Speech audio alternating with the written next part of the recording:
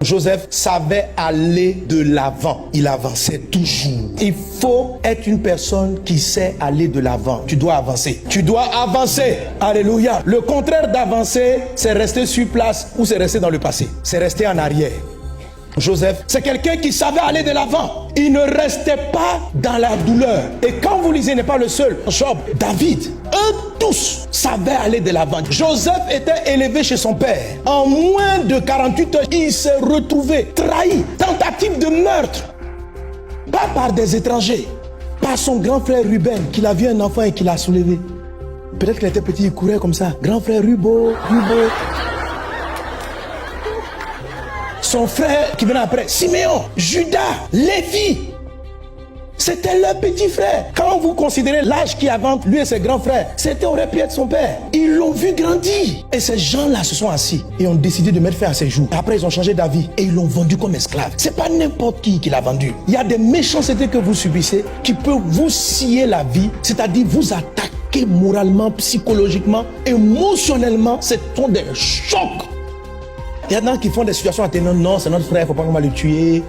On n'a qu'à le vendre. Mais ce qui est étrange, c'est que lorsqu'il arrive chez Potiphar, Joseph n'est pas dans le deuil. La Bible dit, tout ce qu'il entreprenait, ça veut dire qu'il a continué d'entreprendre. Il ne s'est pas assis. On dit, toi là, pourquoi tu es triste comme ça? L'homme est mauvais et les gens sont mauvais sur la terre. Je n'arrive pas à croire. Comment ont-ils pu me faire ça? Joseph est arrivé chez Potiphar. C'est comme s'il avait senti qu'une page de sa vie s'était fermée. Il devait avancer. Il devait avancer. Mon ami, la vie va te donner des douleurs douloureuses. Mais avance. Avance.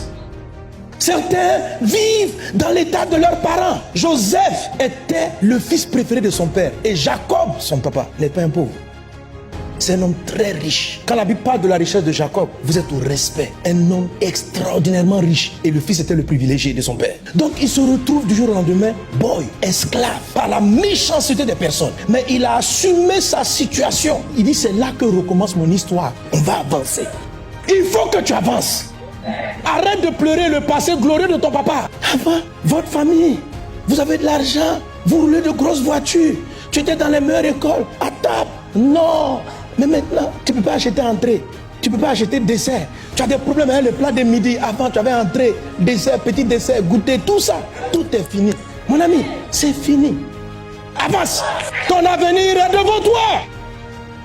Tu dois avancer dans la vie. Tu es toujours dans le deuil de ton passé. Toujours dans le deuil de la gloire passée. Quand vous écoutez souvent les Ivoiriens, la Côte d'Ivoire, du temps d'Oufoué. Frère, Oufoué est parti. Vraiment, Dieu a béni la Côte d'Ivoire d'avoir eu un tel président. Mais il est parti. Il ne va pas revenir. Avance. Avance.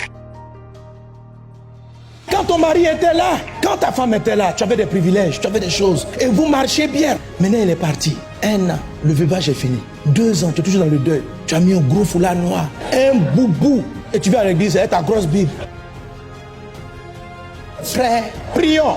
Tu es toujours attristé, abattu, trahi par la vie. Comment ces choses-là ont pu t'arriver? Tu ne t'es toujours pas remis et tu vis dans le passé. Ton mari ne va pas revenir. Je suis triste pour ce qui t'est arrivé. Mais si Dieu t'a laissé vivant, c'est qu'il y a quelque chose devant. Avance. Les gens qui portent l'habit de l'élévation, ils ont un temps pour pleurer. Les choses qui font mal, il faut pleurer. Il faut pleurer. Mais à un moment donné, sèche tes larmes. Et puis il faut avancer. Avance.